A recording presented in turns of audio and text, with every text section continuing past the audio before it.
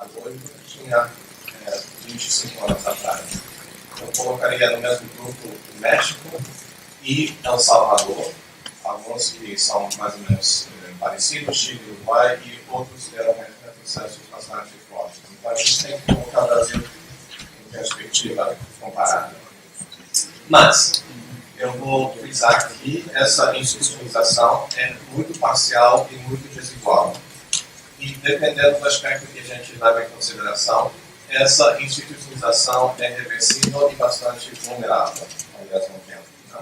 Então, um argumento um pouco cauteloso. Então, o que vou fazer é revisar alguns indicadores sobre o sistema partidário entre o ano real e 2014 e fazer um pequeno argumento causal sobre os fatores atrás dessa parcial institucionalização, focado em 3 fatores em particular. Então, aqui a gente tem... Melhor? A gente tem os resultados para Câmara dos Deputados de 82, as eleições tradicionais, até 2014. E se nota aqui, obviamente, a fragmentação. Aqui a gente, na ciência política, a gente usa o indicador de número efetivo de partidos em votos, né? Não é o número absoluto de partidos, mas o número de partidos ponderados pelo seu próprio tamanho, né? E a gente vê que houve sim uma fragmentação muito forte do sistema nesse período. Mas a volatilidade, que é a quantidade de votos que troca de mãos entre os partidos, de uma eleição para a próxima eleição, a volatilidade diminuiu ao longo desse período. Teve um pequeno aumento em 2014, mas nada comparado com as eleições de 86 ou 90, em que houve um caos assim, na contagem dos votos, partidos novos ganhando votos. E a última linha aqui é a quantidade de votos recebidos por partidos estreantes, new parties entering the system. Né? E a gente vê que em 86, por exemplo, 26% dos votos foram dados a partidos que não existiam antes. Mas isso diminuiu. Nos últimos 4 pleitos, foi menos de 1% de partidos estreantes. Em 2014, começa a aumentar de novo para 12%. Agora, é difícil pensar quais os partidos que são responsáveis por esse 12%. Partidos estreantes em 2014 foram o PSD, Solidariedade e PROS. Né? Foram mais ou menos esses 3 partidos estreantes. Tá? E aqui, o melhor indicador de a força eleitoral de um partido seria seu desempenho nas eleições proporcionais. A gente tem 2 tipos, as municipais, que vamos ter nesse ano, e as para o deputado federal. Se a gente tem uma média do desempenho dos últimos 2 pleitos, a gente vê que o PT, levemente, tem o primeiro lugar nos últimos 2 pleitos, seguido pelo PMDB e o PSDB. Mas só 3 partidos no Brasil conseguem 2 algoritmos aqui, acima de 10%. Então é um sistema em que o partido mais forte eleitoralmente ganha apenas 12% em média dos votos proporcionais. E isso, assim, é bastante único no sistema, nos sistemas partidários atuais do mundo. Aqui vemos a estreia do PSD em 2014, 6% do voto. Aqui, resultados presidenciais de 89 até 2014. A gente tem aqui número efetivo de candidatos presidenciais. E aqui, 89 foi um pleito de 22, 23 candidatos. Tinha muitos esquecidos, quem não lembra do Enéas, do Marronzinho, aqueles outros de 89. Mas a fragmentação foi devido a 4 ou 5 candidatos fortes no primeiro turno. Né? Collor, Lula, Brizola, Maluf e Covas. Né? Mas depois de 94, o número de partidos que lançam candidatos presidenciais começa a diminuir. A última vez, a presidência da República hoje está em mãos do PMDB. A última vez que o PMDB lançou candidato a presidente foi em 1994, quer dizer, 20 anos atrás, que o PMDB não tem candidato. E o PFL, que hoje eu tenho, a última vez foi em 89. Então, tem partidos grandes que se abstêm rotineiramente das eleições presidenciais. Mas o vote share of new parties Em 89, 51% dos votos foram dados a partidos estudantis. E, ultimamente, é zero, praticamente. É zero. Coligações.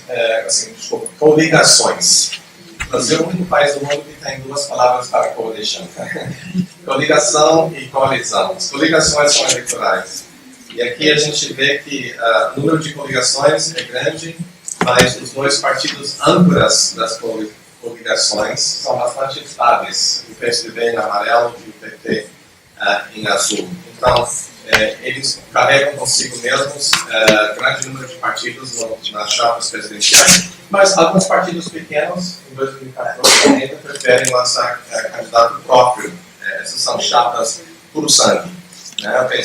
PSOL, PSTU, PSD não têm amigos e não querem amigos. Isso leva a uma coisa muito comentada no Brasil, que é o chamado duopólio presidencial. Se a gente pega os últimos 6 pleitos, basicamente tem dois partidos presidenciáveis, o PT e o PSDB. Mas tem uma esquizofrenia muito forte no sistema partidário brasileiro. Esse duopólio só vale para as eleições presidenciais, não vale para mais nada. Então, se a gente soma o PT e o PSDB para a Câmara, não chega hoje a 1/4 dos votos, mas para a presidência sempre entre 55% e 90% dos votos. Agora, a grande dúvida sobre o pleito de 2018 é se esse duopólio vai continuar, obviamente. Eu diria que não é muito provável que continue em 2018, mas vamos ver. Se tem muita fragmentação, pode continuar. Aqui nós temos um indicador de localização ideológica dos partidos brasileiros, numa escala de esquerda a direita.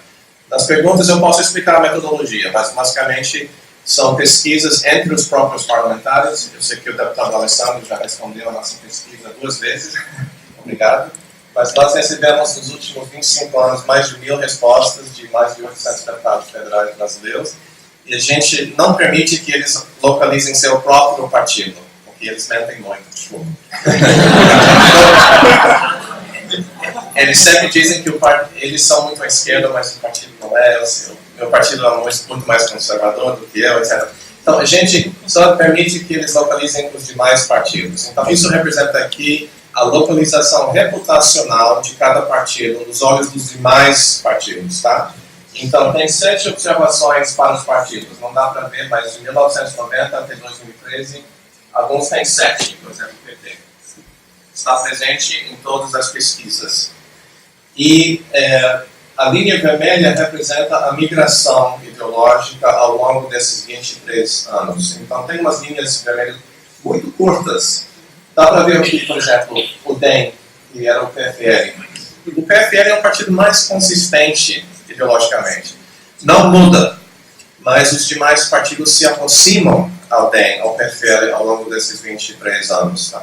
O partido que mais migrou é esse aqui, que começa na série como o PCB, o Partido Comunista Brasileiro, vira o PPS, na presidência de Roberto Freire, e é o partido que mais caminha para a direita ao longo do período. Né? O PSB, PT, PSDB e PSDB todos caminham para a direita nessa reputação. Tá? E o que se nota é que o PSDB caminha para a direita depois de assumir o governo. O PT também caminha para a direita depois de assumir o governo. Então, a responsabilidade de ter o poder normalmente muda a reputação ideológica de um partido brasileiro nos olhos dos demais parlamentares. Mas, de modo geral, os partidos da esquerda caminham para a direita e os partidos de direita permanecem onde estavam. Mais ou menos isso. Tá? Outra maneira de observar essa convergência ideológica e de pegar os dois partidos mais presenciáveis, seu legislador mediano e o mediano do Congresso. O mediano do Congresso é representado aqui no gráfico pela linha pontilhada. Então, o legislador mediano no Brasil caminha um pouco para a esquerda ao longo desses 23 anos. A crescente heterogeneidade ideológica do Congresso. Pouca gente lembra que na Constituinte o PT nem era o partido maior partido na esquerda, era o PDT. Então, muita coisa mudou na esquerda. E o PT caminha para o centro e, ultimamente, o PSDB um pouco mais para o centro. Então, você tem uma convergência ideológica. Isso, a última pesquisa é de 2013. Eu estou ansioso para ver os resultados de 2017. A gente vai realizar a 8ª onda em março do ano que vem. Imagino que a polarização vai aumentar, refletindo os acontecimentos parlamentares deste ano. Identificação partidária. Você tem um partido com o qual o senhor simpatiza? Essa é a pergunta que se tem nas pesquisas eleitorais.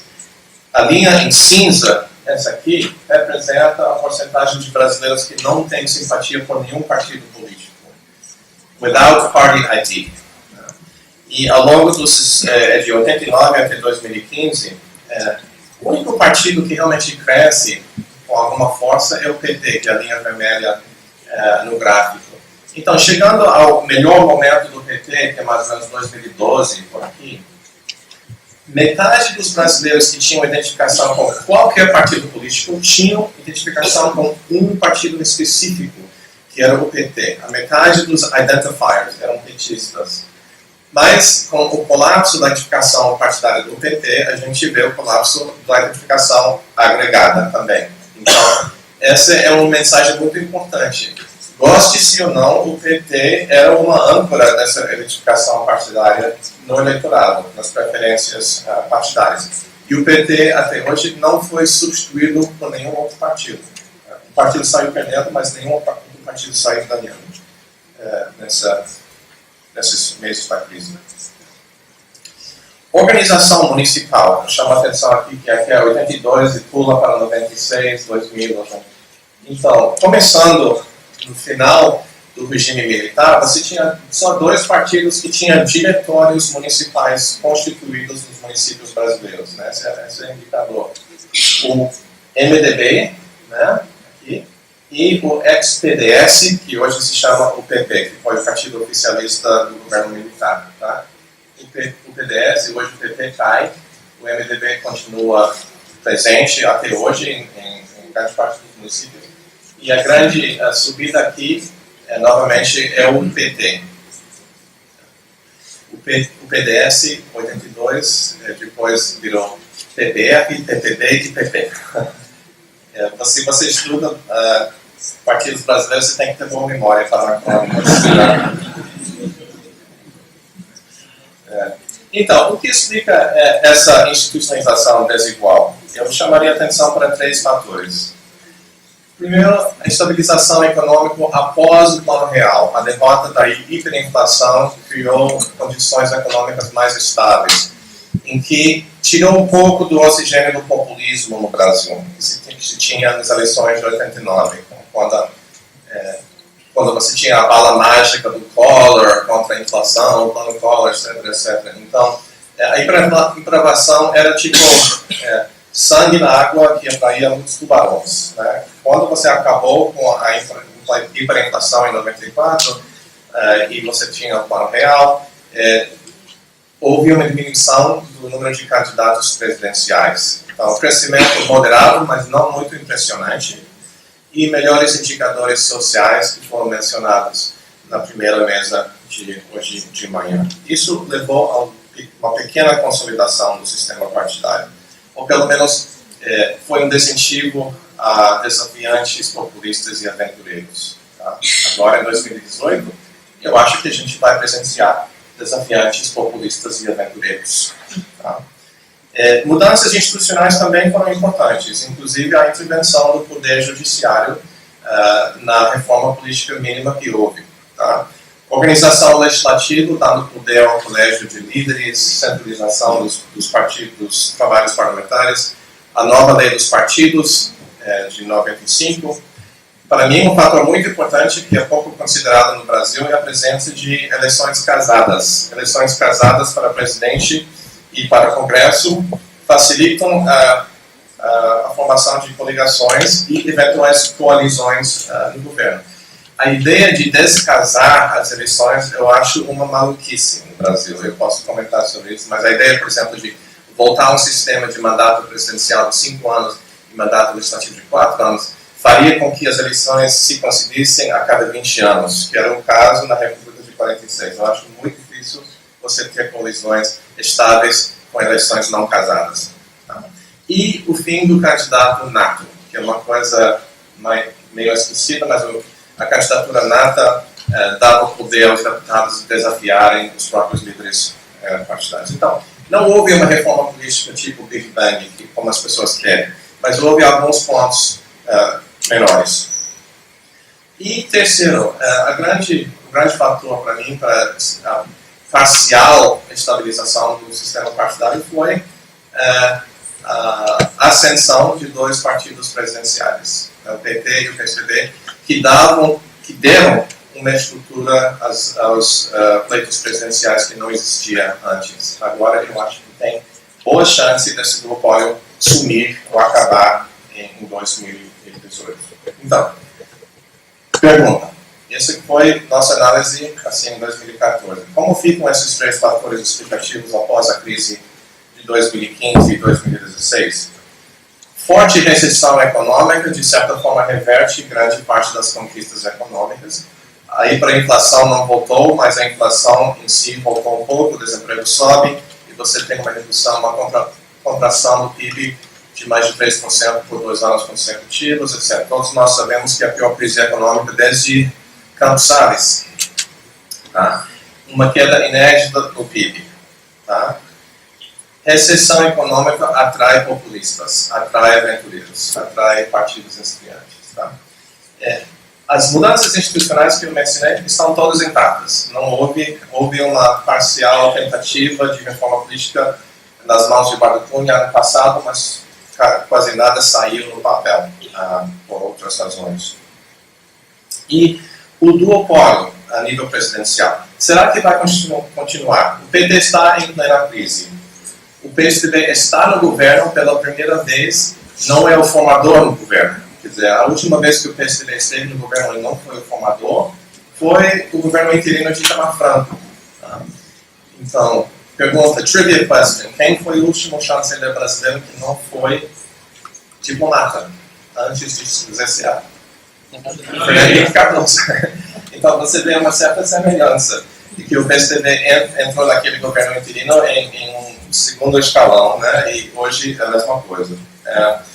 Então, o PSDB está no governo sem ser formador, você tem a chegada ao poder de um partido inexpressivo em eleições presidenciais. Eu não estou falando da pessoa do Michel Temer, estou falando do partido. O partido não tinha presidenciáveis desde 94. O último candidato a presidente do PMDB foi Orestes Quercia, em 1994. E o primeiro foi o Ulisses Guimarães, em 89, que teve menos de 2% dos votos, se não me engano. Então, um partido que nunca chegaria à presidência via eleições diretas e chegou. Tá? Mas isso foi também o caso do PFL em 85 com José Sarney, e foi o caso do PTB em 61 com João Goulart. Então, a existência de uma vice-presidência no Brasil é uma porta aberta para partidos inexpressivos chegarem à presidência. Então, uma dica minha, acabem com a vice-presidência. Você elimina um incentivo muito negativo. Tá? Então, minha bola de cristal deixei no meu escritório aqui, mas aqui do lado. Mas eu vou lançar duas observações. 2017 e 2018 serão 1993 seguido com 1989. Tá. Isso não é fácil de entender. Mas 93 foi um ano muito longo e muito frouxo do governo interino de Itamar Franco. As pessoas lembram dos últimos 6 meses de Itamar e acham um governo sensacional.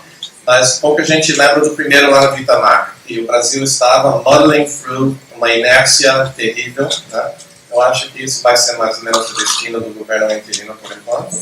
Isso vai ser seguido por um open seat da presidência. Né? Um pleito que vai abrir muitas candidaturas.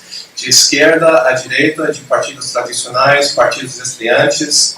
E vamos ver, se não vamos ver o jingle de Enéas, vamos ver muita coisa muito pior em 2018. Eu estou vendo que o meu tempo acabou, então vou passar a palavra para os nossos colegas. Obrigado.